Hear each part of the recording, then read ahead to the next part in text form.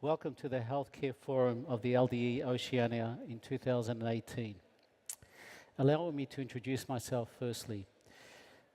Before introducing the distinguished panel of medical professionals with us today, I'm a senior staff interventional and general cardiologist at Monash Medical Centre in Melbourne. I'm the national president of the Australian Lebanese Medical Association and president of the International Lebanese Medical Association. Why is healthcare important? Well, health is important because it transgresses religious, political, cultural divides. Without maintaining a good health, we cannot live a proper, sustaining, and beneficial and purposeful life. It has no barriers. This healthcare forum is here to facilitate collaboration, networking in the health sector between Lebanon and Australia. And this is a passion of mine. We're not here to go and tell the Lebanese health sector what to do. On the contrary, we're here to partner with them. We're here to form collaboration, learn from them, and they learn from us. I want to tell you of a number of important issues involving the healthcare system in Lebanon and Australia that the Australian Lebanese Medical Association has been involved with, and I'm truly privileged. Firstly, inter-hospital relationships.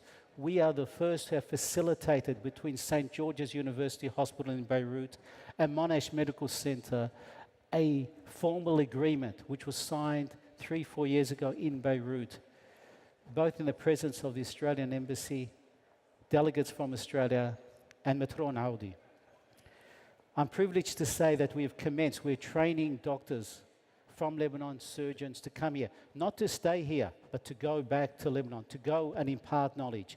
Not only are they learning about how to do surgery, the first surgeon at the moment is doing colorectal, but also engaging in research. And I'll tell you why research is important by the end of this.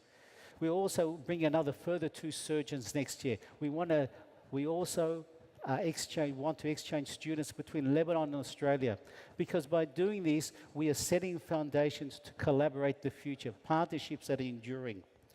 Research is important. I know it from my background with my PhD, and we've got Sonia with us. We have set up for the first formal agreement between Hotel Dieu in Lebanon and Monash University to engage in congenital heart research. And this is important. The amount of congenital heart research in Lebanon or patients is astronomical. And we have started this research collaboration, and this is the first of its kind. The first of its kind between Lebanon and Hotel Dieu and Australia, or in fact, internationally.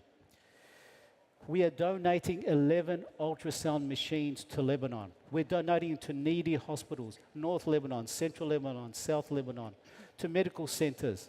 And this is us giving to Lebanon. We don't want from them, we want to give back to them. And I'm proud of that fact. We're the first to do such a huge shipment. Medical students are important. And we, at ALMA, have set up the first ALMA Student Foundation. We want to give scholarships, and we're establishing scholarships with the board that we want to send our students allowed to go to Lebanon, to do elective work, or to attend conferences, and in particular within the Middle East. And they come back, and that improves them. The other thing is, why is health important for ALMA and the Medical Association? We changed the Tobacco Act in Victoria. We are the first ethnic group to change an act of parliament, and this was done by the Australian Lebanese Medical Association by canvassing the support of all the parties, and I'm proud of that fact, and that has now into law. Now, to go through this panel, I want to firstly introduce Professor Sonia Saad, and it's great that it was International Women's Day just recently, and to have women on our committee and panel is truly an amazing and honourable experience. Professor Sonia is the chair of the New Horizons meeting, which aims to build bridges between basic science and clinical practice. She is a senior research fellow of medicine at Sydney University and adjunct professor at the University of Technology. And her major theme is building bridges for successful medical research, collaborative programs between Australia and Lebanon, both the challenges and what are the possible solutions. Dr. Mustafa Alamuddin, a close friend. He is the president of the Lebanese Overseas Trained Doctors in Australia. Mustafa has an extensive CV, so he's also was a member of the Council of Multicultural Australia, a fellow of the Royal Australian College of General Practitioners, and he will focus on the role of the general practitioner and the potential for Lebanon and helping Lebanon expand. Dr. Sumaya Abul Hassan, she's a self-employed dentist for the last 25 years and currently the president of ALMA in Victoria. She has keen interest in kids' oral health and is quite challenging and rewarding. And her focus is on oral health of children, causes, prevention, and the Australian model. Dr. Marwan Abed is a consultant endocrinologist and senior lecturer at the University of New South Wales. He's a staff specialist at Bankstown Lincoln Hospital in Sydney and also engages in research. And his focus is that of diabetes and primary prevention in Lebanon. Now, believe it or not, we have Dr. John Maguire. He is of Lebanese heritage, and he may tell you the story. But John's father was also a surgeon at the Royal Brisbane Hospital. He's the managing partner of Brisbane Private Imaging, a Brisbane radiology group which runs comprehensive X-ray departments in Brisbane. He's the Queensland president of ALMA. And he will focus on how Australia can help Lebanon in radiology, training, equipment, and knowledge. Professor Sharbil Sandrusi, and it's an honor having him with us. He's a clinical associate professor at the University of Sydney. He in fact did a transplant surgery this morning and said, I'll be there by 3, and he's kept his word. He's the head of the Department of Hepatobiliary and Upper Gastrointestinal Surgery at the Royal Prince Alfred Hospital, the medical director of TPN at RPA, and director of Surgical Outcomes Resource Centre. He will focus on liver transplantation, organ donation, and complex foregut oncology, centralization, and improvement in outcomes. Last but not least, you often save the best to last. They're all good, but a dear friend and a mentor to all of us in Victoria, Professor Afif Haj. He obtained his medical degree from the University of Melbourne, being the first Lebanese-born doctor to graduate at the university. He trained as a general surgeon and became a fellow of the Royal Australian College of Surgeons. He has researched and published extensively on road trauma, postoperative pain control, as well as other surgical problems. His focus will be on road trauma, lessons learned in Australia, and the implications for Lebanon. Now, this forum will be an open discussion. We'll ask the panelists individual questions. Towards the end, we'll give 10 to 15 minutes of generalized questions. Firstly, my first question is focused at Professor Sonia. Research is pivotal, and in advancing medicine, you need to engage in research. Without research, medicine does not advance. Sonia, I want to ask you, as Australian professionals with Lebanese heritage, how can we assist in developing medical research in Lebanon? Well, we can do a lot, but we need help, obviously, and there are challenges. We can certainly assist with education, whether this is through exchange programs that are available through Sydney University or other university in Australia. We can do this by facilitating the PhD programs or master programs by researching students who are interested in medical research. And I believe we should take advantage of the joint PhD programs that's available, through which the student can actually enroll in 2 universities, one overseas and one in Australia, and graduate from 2 universities with 2 external supervisors. This is a very good program that will encourage collaboration. We can also encourage by training. I think we can do a lot. We have visiting programs, and we get lots of visitors regularly from different countries around the world. And through this program, the visitor scholar will actually get a chance to get medical research expertise in a medical research and publish with us, which will initiate a long-term collaboration, international collaboration. They normally spend with us 6 to 8 months, and we give them a short research project. We can also assist technically by providing some technical assistance, sharing data, sharing knowledge, distributing research protocols, facilitating access for samples, clinical samples, biospecimen as example. Certainly we can create a collaborative project of importance to the two countries. And I believe we can assist financially. I think it is important, and we should establish a foundation specifically designed for medical research, to support medical research and to support developing bridges between Australia and Lebanon, whether this is independent or whether through the initiative of the Australian and Lebanese Foundation or Medical Association. It's to be discussed, but certainly we can discuss that and ensure that the foundation is going to invest some money to develop the expertise of students who are interested in pursuing a medical career. Thank you. Thank you very much for that, Sonia. We'll ask further questions on research as we go through the panels later on.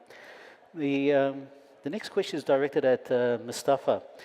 Medicare, as we know, is I believe, and many of us, that it's a fantastic system that we have here in Australia.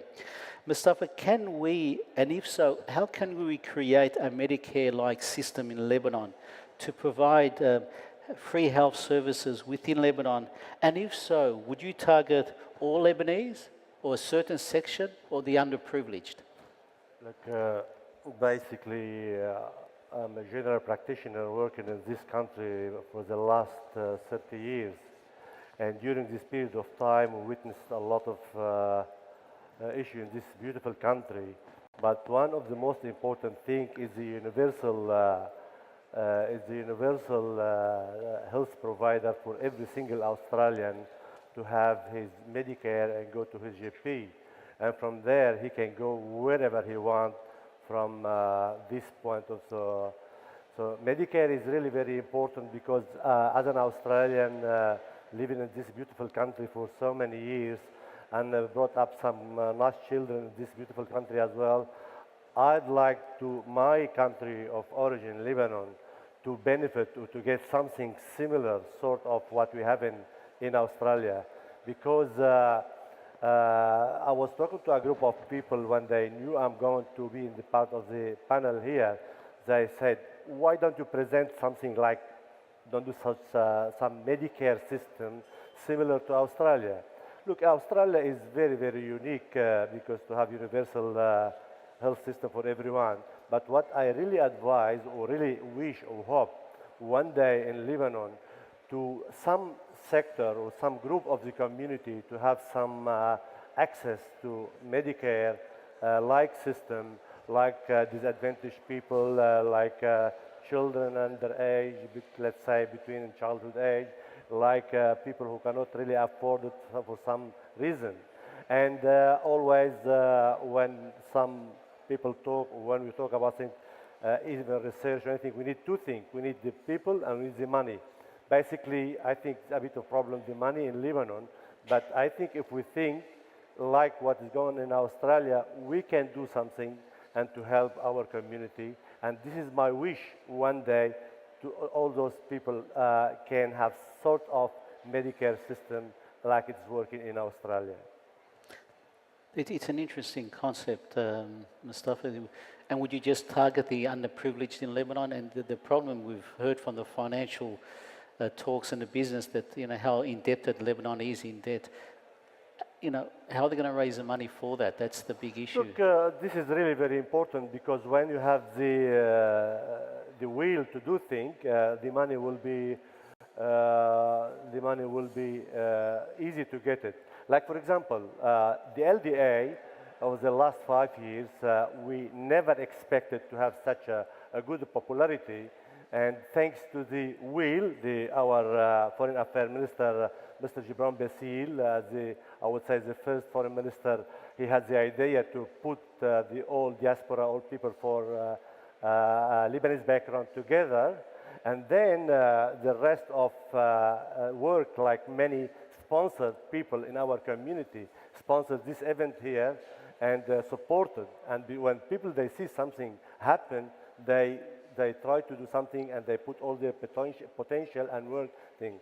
So what I would advise, what I would really wish to happen in Lebanon, there are some good group of the community are very strong economically, and instead of doing some charity, go and invest and do something for our disadvantaged people in the community. And at the end of the day, when the health system is really, everyone is benefit of it, is going to give us some good result for the whole society as a whole. So this is the part, the government should do something, and the other agent should support, and the private sector should do something about it. Together, we can create some system similar or like to Australia. Thanks, Mustafa. Road trauma in Australia has been a catastrophic problem. You know, you read the papers and you see the road toll. You know, you open the Herald Sun in Melbourne, I'm sure, in the various states. But a number of changes were implemented that led to a remarkable decrease in road death. But how was this achieved? Afif, who was an expert in this area and on the panel, how does enforcement of the law, namely adhering to the law, affect road safety, and furthermore, hence save lives? And can this be achieved in Lebanon? Thank you very much, Waleed. Can you hear me? Is that on? Yeah. Thank you very much. I want to start off by giving a bird's eye view of what has happened in Australia over the last 50 years so far as road trauma is concerned. I draw your attention to the presence at the front row of Mr. John Echaka, who was at one stage Minister for Roads and Road Safety in New South Wales. Let me start by saying that in 2006, there was a war in Lebanon. 1,300 people were killed in that war. We were all outraged, and rightly so. Yet every year in Lebanon, 1,100 Lebanese are killed on the roads. Where is the outrage? Road traffic accidents is the leading cause of death by injury. The costs are measured by dollars, but there is another cost. The person who is being killed is your son, your daughter, your mother. I well recall a Mother's Day weekend being called into the hospital to care for a family that were involved in a car accident. The grandmother died at the scene. The husband died at the scene. The mother and her 2 children came to the hospital, and I operated on her son.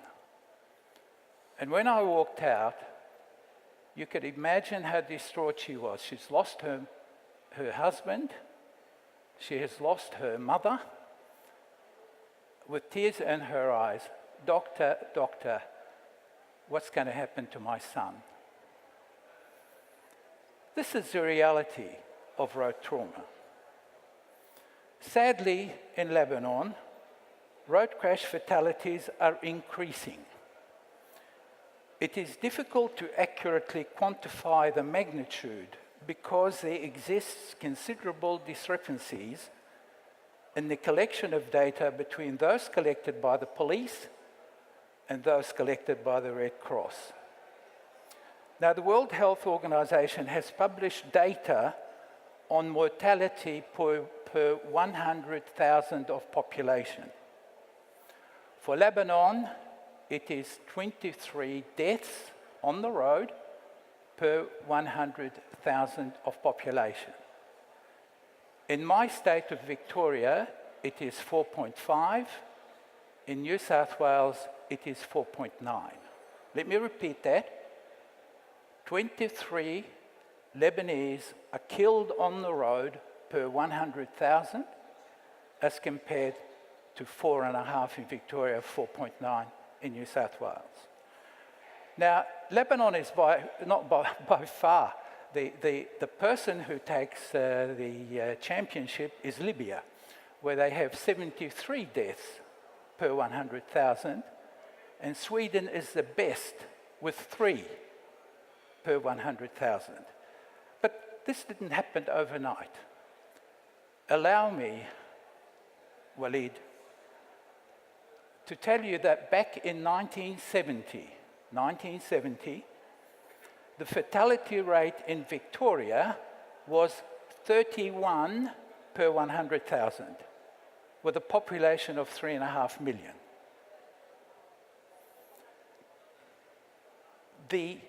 In 1970, 1,061 died on Victorian roads in 1970. Following a campaign by the Trauma Committee of the College of Surgeons of Australia, seatbelt legislation was introduced, and the next year, the drop in the fatality was 17%. By the single act, we reduced the deaths by 17%. Now, over the years, the death toll has reduced in Victoria from the peak in 1970 of 1,061 to now in the mid-200s, and we have a campaign going on at the moment towards 0. Now, this is an incredible success story of public health policy, but it didn't happen overnight. You see, until the late 60s and the early 70s, road safety policy lacked an evidence base. But then over the next decade, the discipline of traffic safety science emerged. Not a science in its own right, but a confluence of disciplines of epidemiology, public health, engineering, psychology, mathematics, statistics, and trauma medicine. The Royal Australasian College of Surgeons in 1966, that's over 50 years ago, established the Road Trauma Committee because we as surgeons were seeing and experiencing the tragedy of road trauma. I have had the privilege of serving for some 25 years on the Trauma Committee of the college. And in fact, I helped author the college's policy on trauma. But let me reiterate, the college was not the only body that was involved. As traffic safety problems began to be identified and analysed, intervention options were assessed for likely effectiveness, and intervention programs were evaluated and modified. This public policy process gradually took root in the rapidly expanding base of scientific knowledge. The Monash University Accident Research Centre was established in the second half of 1980 as a partnership between the Victorian government and the university to help develop an independent evidence base for preventing and controlling injury in all its settings. Australia, and Victoria in particular, has an international reputation for leading the way in reducing death and serious injury from road traffic crashes.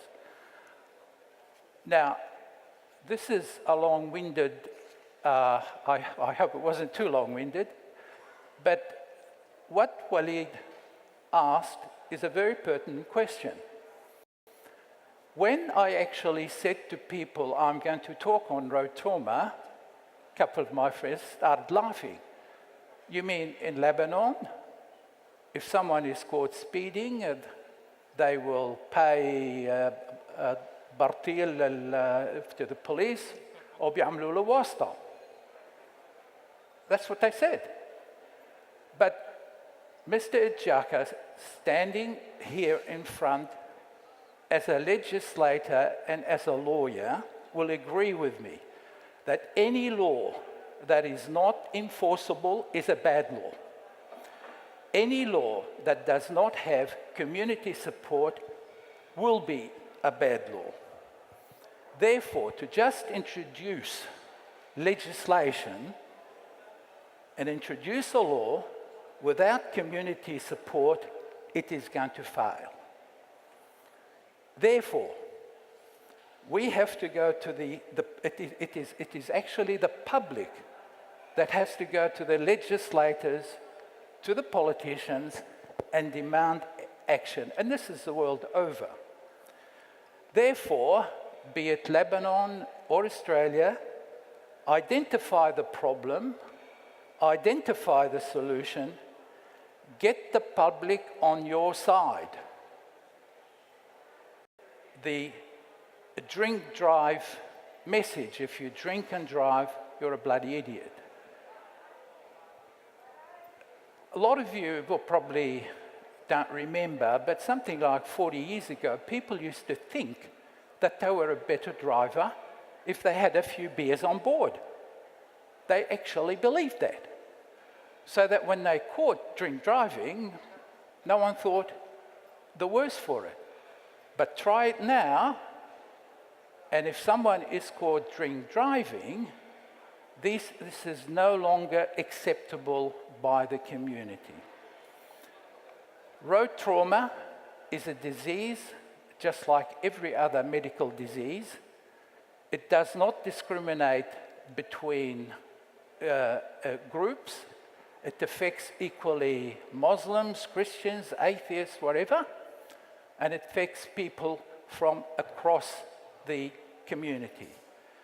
Therefore, in my view, in Lebanon, the leaders of religious groups or political groups should speak with the one voice, putting aside their differences, to enact legislation to stop the carnage that is happening on the roads in Lebanon.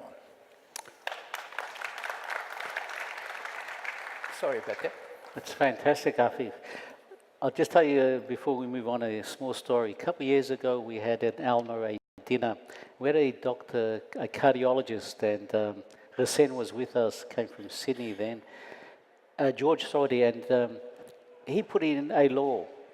You know, he wrote the law with a $1 million grant from Bloomberg to change the water pipe smoking and cigarette smoking act in Lebanon to bar it from restaurants. So he put it through there. He was bribed by every cigarette company possible in Lebanon. So he got enacted the first month, too. Fantastic. Now, obsolete. And I totally agree with you, Afif. You need to get the public on board. Bring them on board. Educate them why it's bad. You know, just a quick sidelight. 1 hour of argir is 400 cigarettes. You go and tell that to anyone and their jaw will drop. That's what I say to my patients. And education, awareness, understanding is the key. Furthermore, we'll move on to Dr. Sue, or Sumaya.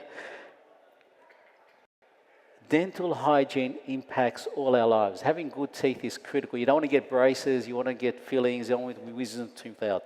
But starting at a younger age is critical. Sumaya, I want to ask you, is there a difference in the pattern of dental caries in Australian children compared to Lebanese children? And if so, how can Lebanon benefit from the Australian experience? Now, before I start with the difference in the trends of dental decay between the Australian children and the Lebanese population, we need to know the causes of dental problems. Now, you have to have 3 different things happening to have like different dental decay. First of all, the diet, which means a very high sugar consumption, the oral hygiene, which means brushing twice a day, including fluoride toothpaste for children, and also the presence of fluoride. Now, the most cost-effective method of preventing dental decay is by including fluoridation of water, which was implemented in Australia in 1953. And by the year 2011, we've got about 70% of Australia has fluoridated water. We did see quite a dramatic improvement in dental caries in children. The incidence decreased by 63%.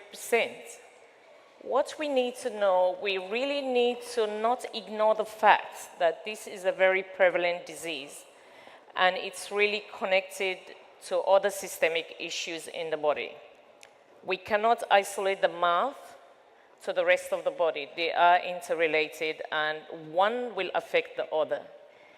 So when the only statistics that was present for us to have an insight into the dental pattern of children's decay in Lebanon was done in 1996. And it was really astounding to know that 92% of 11-year-old kids have dental problems, whereas 94%, which is a very, very high incidence of 15-year-old, have dental problems. Whereas in Australia, the incidence is around 40%.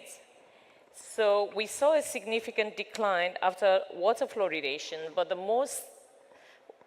what we need to know is water fluoridation alone is not the only thing that prevents decay.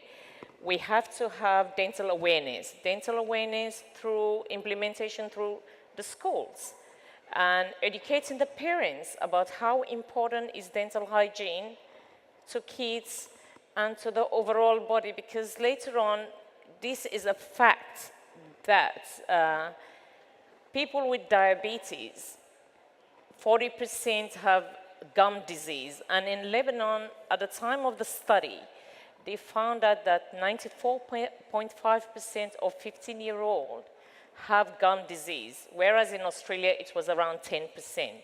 So this is a significant difference. So I personally think dental awareness is the big issue, and the government has to fund the schools by providing school dental service, which Australia is providing. And recently in 2014, there is something called the Child Dental Benefit Scheme, which is funded by Medicare. A fund of about $1 billion was invested in that program. And as a dentist, been working for the last 25 years, I saw the difference. The regular visits to dentists has improved dramatically. I used to see patients little kids that never ever have been to the dentist. So the focus is basically prevention and getting to the kids that early detection will prevent a lot of issues. And the difference between dental decay and the other diseases of the body is we can prevent it. We just need to implement the measures. The government has to focus on schools having dental education implemented in the program to educate these kids. Have dental checkup, maybe through mobile dental vans, that they can just have a checkup once a year. I've seen kids at the age of 5 and 6 that need teeth, about 10 teeth to be extracted. I think this is really criminal, because this is a disease that can be prevented. So awareness of the patients, the parents, introducing programs in school, funding dental care, which is usually a financial burden to about 30% of the population. All this helps to increase regular dental visits and, and just prevent further problems in the future at a later age. Thanks. Thank you, Sumaya. As Sumaya has touched on, diabetes. Diabetes is an important health area. It is rising throughout the world. It's associated with significant comorbidities and mortality. Marwan, in Lebanon, is there a diabetes awareness program? And if so, why not? Why isn't there more focus on increasing awareness of the very high prevalence of obesity and type 2 diabetes in the Lebanese population? Well, thanks, Walid. It's a serious problem. It's a global problem. There's no doubt. But in the Middle East, there's been an extreme rise in the prevalence of type 2 diabetes over the last 20 years. So the proportion of people who have type 2 diabetes has increased dramatically in the Middle East, in the Gulf, and Lebanon hasn't been spared. So Professor Haj was quoting some statistics earlier. I mean, we're all outraged when 1,300 people died in the war in 2006, but diabetes-related deaths account for 5,500 deaths a year in Lebanon, and I think it's 26% of the of deaths under the age of 60 are due to diabetes. So the prevalence of diabetes in Lebanon is 15%. It's forecast to increase to 22%. And you all know someone that has diabetes. But more than that, it's not just about managing diabetes. I mean, there's plenty of endocrinologists. There's access to all the new therapies in Lebanon to treat patients with established diabetes. That's not the issue. Lebanon doesn't need help, doesn't need resources in treating glucose. What the focus needs to be on is prevention of diabetes. So some years ago here in Australia, Diabetes Australia had a program, an awareness program, which they put out into various communities. I was involved in the Arabic community, and we were focusing on identifying people with pre-diabetes. So pre-diabetes is when your glucose level is mildly elevated, but it's not quite in the diabetes diagnostic range. And we know, we have plenty of evidence that if you have pre-diabetes, that increases your risk of cardiovascular risk factors being present, cardiovascular disease, and there's a much higher chance of you also developing type 2 diabetes. So 1 in 3 people with pre-diabetes will get type 2 diabetes. People with pre-diabetes don't know they've got pre-diabetes. You're not going to have a symptom. In fact, about half of people that have type 2 diabetes right now don't know they've got it. There's repeated studies. We don't need to do any more research into identifying who's got pre-diabetes, who's got type 2 diabetes. It's a major problem. So 15% of people in Lebanon have type 2 diabetes. It's probably higher than that, and that statistic is replicated in Lebanese communities that live outside of Lebanon.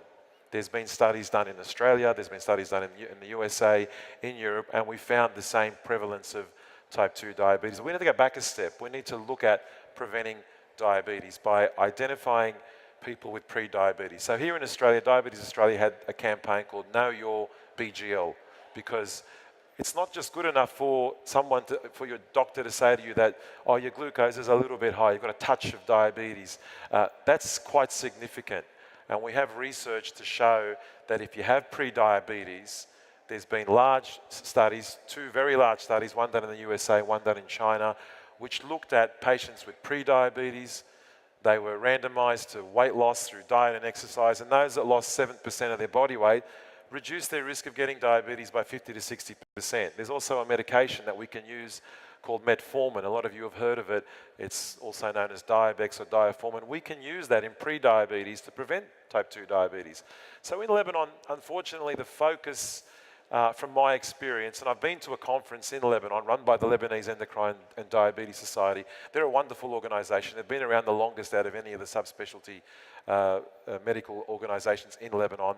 And I was there recently and just happened to be there, went to the meeting, and there was a talk by a bariatric surgeon. And bariatric surgery is weight loss surgery. You probably all know someone that might have had bariatric, and it has a role. There are people with diabetes who treatments that we have are not efficacious. They don't respond, and they're young, and they need to have something done that's going to reduce their risk of diabetes, actually put them into remission. But unfortunately in Lebanon, the focus has been on, if you've got diabetes, you need to see a surgeon, and that's the wrong approach. We've got to try and employ public health measures. Now, what's the answer? I mean, in terms of road safety, there's been a recent campaign I've noticed just on some of the advertisements I've seen on the Lebanese television, looking at trying to reduce the amount of people using mobile phones when they drive, because that's one of the major problems of accidents worldwide. We need to mobilise personalities, diabetes bodies in Lebanon, and they need the assistance of government and media, and there needs to be a focus on diabetes prevention by simply sending the message out to families, to children, about unsafe, unhealthy eating habits, the importance of a physical activity. The messages are pretty basic, but you'll be surprised how many people don't know of simple messages about diet, what's safe, what's healthy, what's not. There's a lot of ignorance out there, even amongst their own community here in Australia, Lebanese or otherwise, and there's a real role for education. It's an opportunity, it's challenging, but unfortunately the focus has been more about, let's get to the best doctor who's got the best training from the best institution in the US or North America, or Europe, let's go to the hospital that looks the flashiest, let's get access to the latest anti-diabetic treatment. That's fine, that's what we do for patients who are advanced on, but the epidemic is only getting worse. And the forecast for Lebanon and the Middle East is for things to only get worse. The numbers of people with diabetes is increasing and exponentially, and it's a real concern. No, that's very enlightening. Thanks for that. We're well aware that terminal illnesses such as liver disease kills people. And one way of saving lives is via liver transplantation. Many of you may ask, is there a transplant program in Lebanon? And if so, is it effective? Is it coordinated? Shadwell, I want to ask you, what can be done to increase the rate of deceased organ donation and improve transplant outcomes within Lebanon? Lebanon has an active transplant program. They have liver and kidney transplantation, and most of the transplantation in Lebanon is done via directed donation from live donors, relatives who donate their kidneys mostly. They have a very small liver transplant program, and it runs out of one hospital. And they don't really have much of a deceased donor program at all. And that's replicated through most of the Middle East. I think there's generally suspicion around the management of end-of-life decisions, particularly when people are brain dead in communities from the Middle East. And I think that is mostly because there's stigma about people getting proper treatment, getting withdrawal of treatment, and people have a problem understanding about brain death and then withdrawing treatment. There's a huge gap between what should be happening in a place like Lebanon and all of the other parts of the Middle East and what actually happens. They've got excellent surgeons, they've got very good outcomes for living donor liver transplantation and kidney transplantation in other parts of the Middle East. The outcomes for living donor kidney transplantation in Lebanon are equivalent to the rest of the world, and their 1 and 5 year survival post-kidney transplant are excellent, equivalent to what we have here. They don't have any useful multi-organ donor programs, and it's, from what I gather, it's done almost on an ad hoc basis. They have a handful of donors per year when they should have several hundred donors per year. And most people who have liver failure leave the country if they have the means, and they go overseas to places where they can get a directed organ or they can pay for an organ from someone else, which is pretty unsatisfactory, actually. I think there needs to be education of the community about the benefits of organ transplantation. There needs to be centralisation of those services. There needs to be proper organisation of the services at a federal and ministerial level. And in Australia, we have mandatory referral for all patients who are brain dead to our organ transplant agencies. And all patients who are brain dead need to have questions asked of their families. And certainly people opt out. It's people's family and people's individual will about whether they give their organs up when they're dead or not.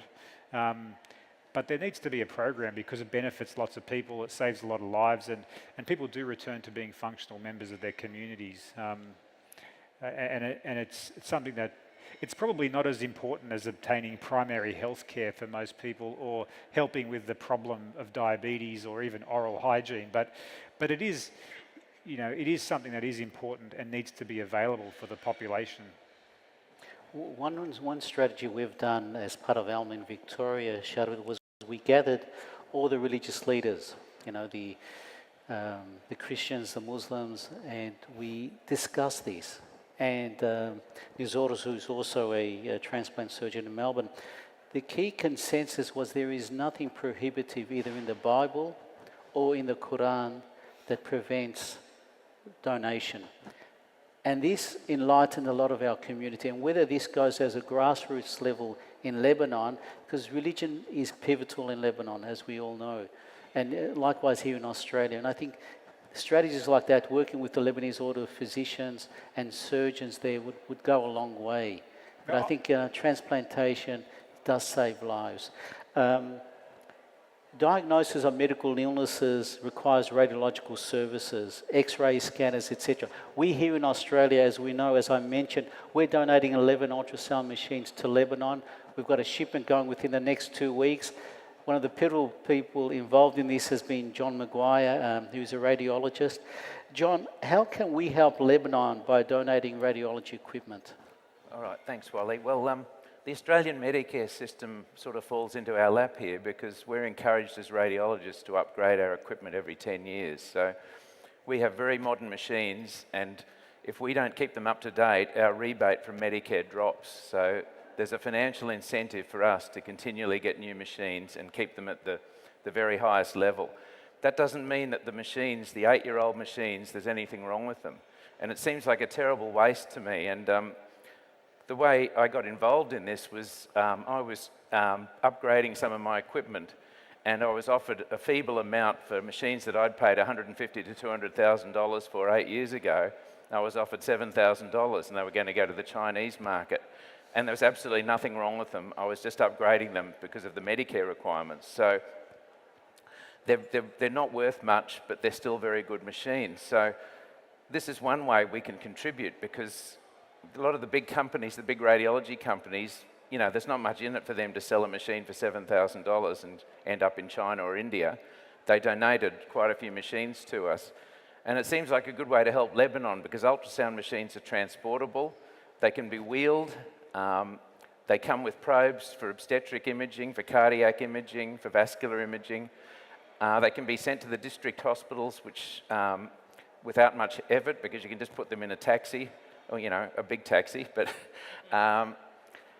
as opposed to CAT scan machines, which are huge, expensive, and require a lot of servicing, these machines are still very useful diagnostically, not expensive. If they break, it's not a big deal.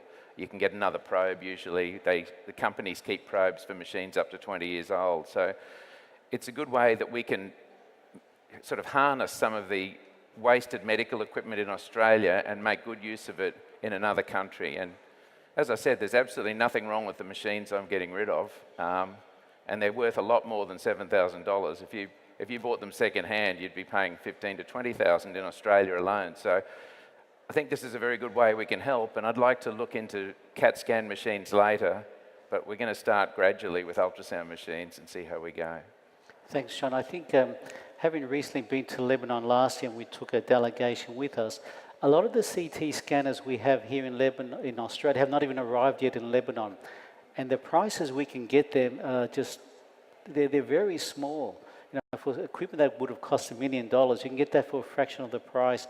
And we're willing to go and donate them to needy hospitals in Lebanon or medical centers. And we're willing to facilitate that. And I think that's some area that John will also focus his work on down the track. I just want to go back to research, and we have to research how important it is. Sonia, we want to encourage the Lebanese health professionals to engage in research and partner with them. And I know for a fact that they're keen to engage in research. As I mentioned, we have started between Hotel Dieu and Monash Medical University, the first congenital heart project. So this is the first research collaboration, and we've started this between Dr. Lisa Wan in Beirut and here with Jeanette Haleb's lab at Monash University. So they're very keen to embark on it. So what are the current obstacles that we face with our ability to assist Lebanese doctors or researchers to pursue a medical research degree or to develop their research skills, both in Lebanon and here within Australia? Sure. I think for the sake of time, I will probably talk about 3 obstacles. I can start with a financial obstacle, financial support, personal support I'm speaking, to students. Whether in Lebanon or here, the problem is medical research is costly. It costs so much money. In Lebanon, we don't have strong infrastructure for research, and we don't have any support, as far as I know, to support researchers or students to do research. In Australia, we have lots of support and we have lots of international scholarship. The Australian government invests around $200 million a year for international scholarship to develop collaboration between countries. But unfortunately, there are guidelines and there are limitations because due to whatever happened, the situation in Lebanon, mainly because students in Lebanon, and I'm talking about undergraduate students, they are not equipped, they don't have the experience and they don't have the publications required to allow them to have a competitive application when it comes to securing an international scholarship. So unfortunately, they're missing out. This is why it's important to allow them to develop this research background to enable them in Lebanon or even in Australia maybe by supporting a short visit program, research program, to enable them to be competitive so they can take advantage of the money that's available to support them. I can actually talk about another limitation to do with supporting the research itself. So I may have a good project and a potential student, but if I don't have enough funding to do the research itself, how am I going to do it? The main source of funding from Australia is through the National Health and Medical Research Foundation, and the government invests around $877 million a year for medical research. I mean, if I may ask, and with all my respect, how much does the Lebanese government invest for research? Is it a health priority? Is it something important? What about the culture in Lebanon?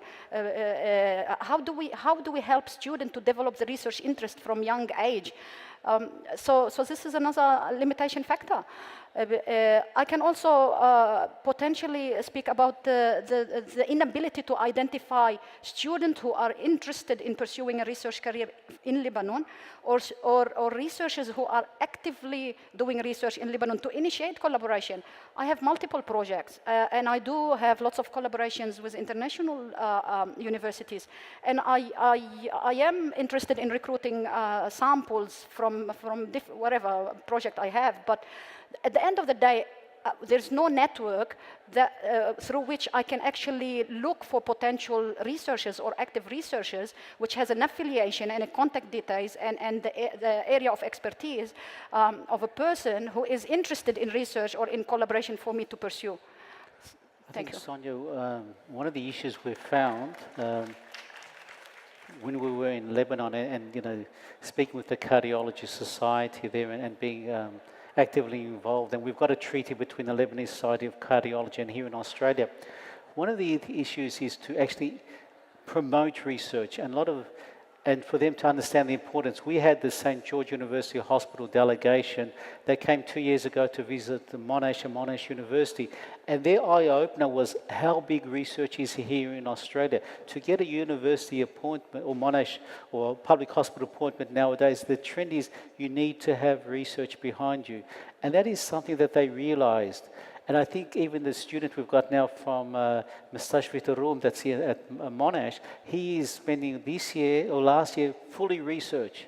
So when he goes back to Lebanon, he will encourage that. And that's by doing this collaborative program, getting doctors from Lebanon to specialize, to understand the importance of research and to present internationally. Because there's some bright minds in Lebanon and we can encourage that. I want to go back to our Mustafa and his passion for the healthcare system. And I think this is a very debatable issue. Mustafa proposes a health care or universal care system similar for Lebanon, similar to ours here in Australia. Mustafa, what tax system would you propose for Lebanon? Would you tax the entire population or just a section? And if so, who? Look, basically, we have a very golden opportunity tonight to talk about this important topic. I would like to combine politics with medicine because we have two important ministers here with us. One is of Australian background and the other one is a foreign affairs minister who is really very interested to help in diaspora and to help people, just to attract people to go to Lebanon and to get them really very involved. And I would like to thank both of them, their presence here, and the Foreign Affairs Minister, he was doing a fantastic job. I'm not saying so because you are here, because this is what I believe, because I've been in this country for 30 years, And I went to Lebanon 2 years back, and every year I'm coming back because thanks to the diaspora and thank what you're doing to get the Lebanese together between overseas and Australia and Lebanon. My colleague, some of them talk about diabetics, some time about research, the other talk about the motor vehicle accident road incident, talk about engineer, talk about support about supporting help in Lebanon, and my dear friend Professor Sandusi talk about liver transplant. But I would like to say something very, very important. This small green card Medicare, which every single Australian will carry it in his pocket and has any minimal problem, medical problem, regardless that require to go to join the biggest hospital in this country or to go to the junior specialist for whatever area is there. Just go to the Medicare, go to your GP, and tell him about your problem. From there, you can go and then you can reach the specialist, you can go and reach any hospital within hour to assist this patient and to provide this healthcare system. My wish to Lebanon and to have two eminent ministers here, if we can create some, because my people in Lebanon, I still believe we need to support them and help them. If we are really enjoying this beautiful life here, why not my other citizens to enjoy this life here? To create some Medicare-like system like here in Australia. I would like to mention one thing very, very important. In June 2010, the President of the United States of America, Bill Clinton, he has a problem in his Medicare system in America until Obamacare and fix it up and did someone. He came to Bankstown, and the majority of people who are living in Australia or New South Wales, they know where is Bankstown. He was walking in the street and he was researching what sort of such a beautiful universal Medicare system to every single Australian, and he want to copy it and take it to with him to America. So we are very privileged people to show what happened in Australia if we can share this beautiful thing in Lebanon. What to get the money? I think now the Lebanese people are really very rich. As I said before, if you have the will, the money comes. Like they started, our minister started with little thing, and now the diaspora is getting bigger, bigger, and the wave is going all over the places, and we're getting so big. So the most important, now I believe Lebanon is going to have some petrol or gas, whatever they haven't. They're going to expect some good money. And this requires some good money. I mean, just to invest this money for the sake of the human individual, I think there's no better way to spend this money than those nice, just average people in our beloved country, Lebanon. Number two, there's a lot of millionaires in Lebanon. There are more millionaires in Lebanon than in Australia. Increase the tax for people who are really for the tax system. I mean, the government, he can create some system to work together and to cover those disadvantaged people in the community. I don't want to just concentrate on the negative thing as well, because my dear colleague Sumaya, she's a dentist.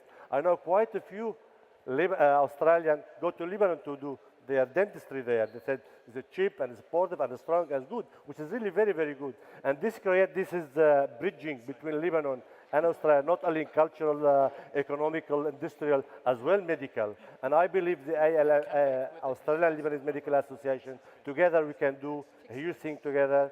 And I would like to deliver this message to our two ministers to carry it with them. And probably we can help somehow together between Lebanon and here.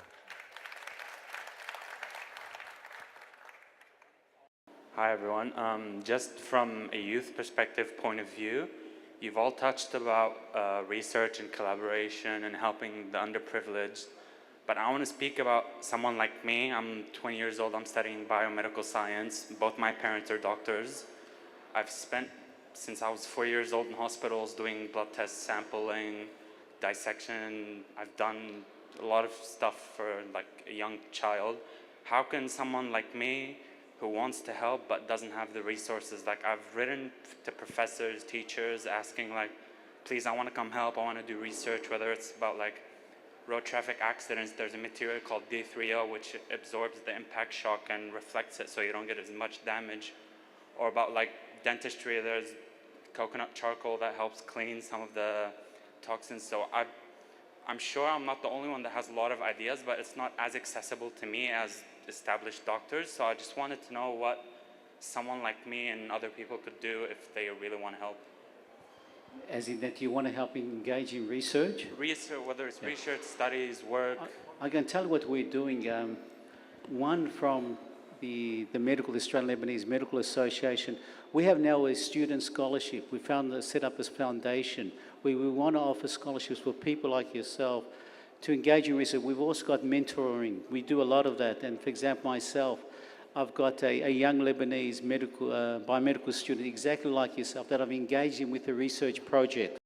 I do coronary artery disease, so we've looked into a disease involving the heart, and we're going to submit that as an abstract and a paper. So what we need to do is engage people like yourself, bring them and engage them with other doctors that are established at university, be them Marwan, be them Sharbil, to do some research, to come along and be engaged with that, because we want to encourage you guys. You are the future. You need the solid foundation. And I'm very impressed that you're interested in research. Without research, medicine does not advance. You know, penicillin wouldn't have been, none of these discoveries. The stents that we now do, that I do heart attacks and within 20 minutes the patient's pain-free and walking. That doesn't occur. So what I encourage you to do is people like Marwan, Sharbir, Mustafa and others that are in universities or engaged, touch base with them, and I'm sure they'll be able to try and mentor you. And I encourage mentoring. I encourage all our colleagues around here to encourage mentoring, to encourage these young students like this that are enthusiastic. If a flower wants to bud, water it, let it bud, and encourage it. And well done, and I commend you on that. Any other questions? Through travelling to Lebanon over the years, one thing I've noticed with regards to the healthcare in Lebanon is the cost of medication. Now, it's well and good to have great doctors, but at the end of the day, if people cannot afford medication, it's all to no avail. Now, we all know that pharmaceutical companies all over the world have different price structures depending on the market which they are selling into. And unfortunately, I think what I can see in Lebanon, there is very tight control over the wholesaling of medication. So what steps can be taken to make medication more affordable for the average person in the street in Lebanon? Because at the end of the day, if people don't have the money to get the medication, the best doctors in the world are going to make no difference. Marwan and Mustafa, both of you travel a lot to Lebanon. Would you like to start, Marwan, first? And I think we'll make this the last question because we want to try and keep to our time schedule. One of the issues in Lebanon is that there is a market there for medications that are not actually genuine medications. That's an issue in itself. So I have a lot of patients who prefer to take their medications with them overseas. Look, the cost of, I can talk about anti-diabetic therapies and antihypertensive therapies. They've come down. They're accessible, but if you're going to compare it to what we're paying here in Australia, where we only pay a small portion of the real price, they're a lot more expensive, patients are a lot more out of pocket, but there is an understanding over there that they need to pay for their medication, whereas in Australia, our population is a little spoilt. We have a new medication that comes available, and they only want to pay, a small amount, and it may not be available yet on the pharmaceutical benefits scheme. So in terms of the area of diabetes, we have a lot of choices now too, so there's a lot of different ways to control someone's glucose levels, and a lot of the treatments have become accessible even at their full price here in Australia, but it is an issue. There are some people in Lebanon that are able to get reimbursement depending on their cover, depending on their level of insurance, so they can get reimbursement for their medications, but it does take time. So the processing, actually, you might pay today for a certain amount of medications, and it might take a fair bit of time before you get that money back in your pocket. So it's an issue.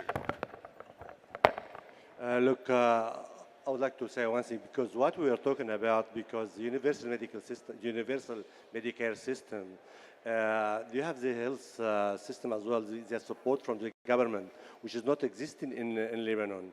And this is the problem, because in Lebanon they need to go and buy their medication from their own pocket unless they have some insurance or some other involvement. But this is the beauty of this country, because we are used to have everything for free here. Bulk billing, go to the doctor, don't pay. Specialists now charging a little bit of money, go to the pharmacist to get all this money. And people, they think is that the government pay more than 80% of every single medication you are given here. If you are a pensioner, you pay $4 or $5, but the medication probably might cost $100. So this is a government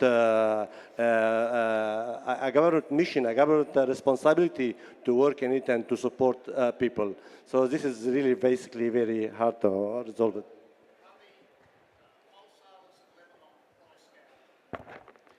I'm unclear, but I've got to finish. No more questions. No, we want to finish to summarize.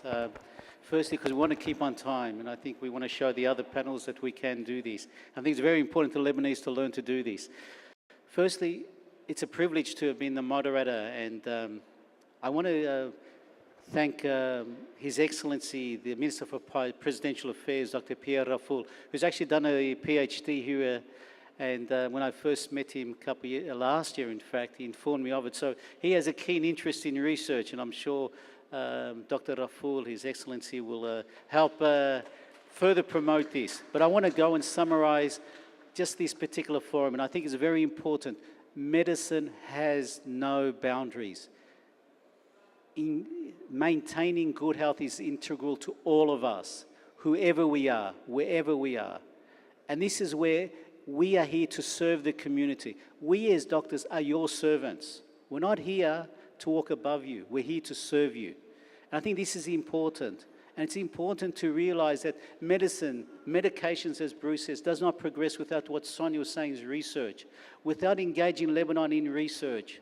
Without showing them the light and showing this is how important research is. And we're doing this here in Australia. We are engaging with research between Lebanon and Australia. We're the first group that has done that, you know, to engage with heart research at Hotel Dior and Monash University. And I'm proud of that fact, and we want to encourage more. We're doing that in cardiology as well, the Lebanese Society of Cardiology. We have a partnership now. They have no partnership anywhere else in the world except here in Australia, not even the US or France. As much as people say we go to France, we have it here in Australia. The second factor is we know from our fifth Hajj, to learn, to improve road trauma, you need to educate. You need the government to go and educate the people. How are we going to improve road trauma? Well, our fifth highlighted his excellent work. We need awareness. You can have the fantastic laws out there, but if that is not implemented, and there's a will to implement, no lives are saved. It is a worthless law. And I'm sure Dr. Rafoul is aware of it. And our esteemed politician, Mr. Ajaka, is well aware of it. He's been there, and he's a legislator. He changes law. We did this in Australia. We changed the Argili law. We did that in Victoria against all odds. We were the first ethnic group to do that. No other association has done that. But this shows you when you've got a will, you can. And it is being enforced now. The other thing we know from Marwan is diabetes is so important. And he once again stressed the importance of public awareness, having a strategy to educate the community. Community education is so critical, not only with diabetes, but with transplantation. We want people to donate. Well, we have here on our driver's license, you can donate.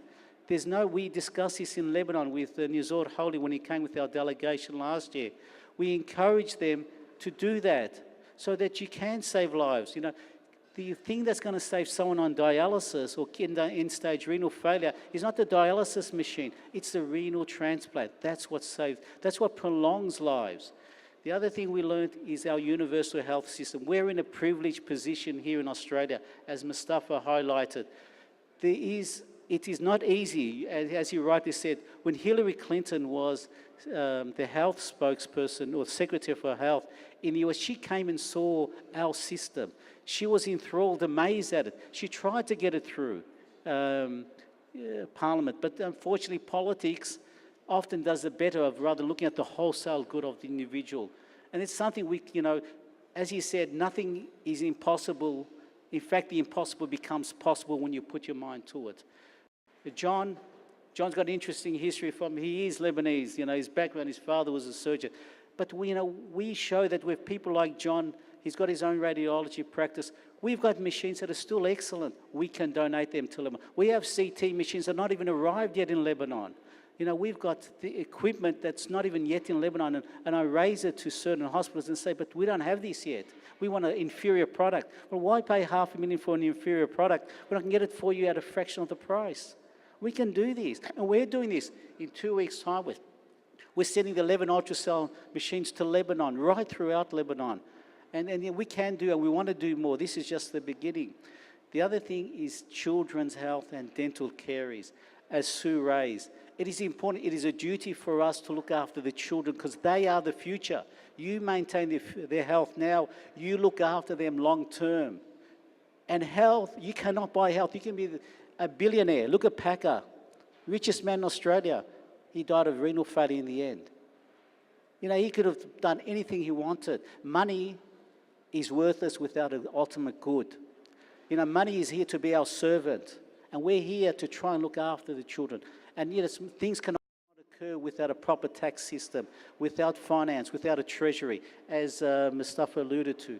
But I am in a privileged position. Firstly, I'm honoured to have been asked to be the moderator. I really want to thank the organisers of the LDE, in particular the Foreign Minister, His Excellency Gibran Basir. He has done tremendous work since its inception. Since I've first known about it, he has grown. You know, for someone to come when they've got elections going on in Lebanon, to come here and devote his time, you know, and to bring the diaspora in satellite meetings like this is to be commended, as well as His Excellency Dr. Pierre Rafoul. The energy that they're putting in, our diplomats, you know, we've had them just recently come to Australia, you know, Miled Raad, who's a close friend, to come and do the work. This is very impressive. And I really thank the organisers, and I hope that you've taken from this conference that we're here to partner Lebanon. We have started collaboration. This is the foundation. We've got a rock-solid foundation. We're not built on sand. We want to progress this. And just giving you a highlight of what we've done, but there's much more to do. And thank you, and enjoy the diaspora.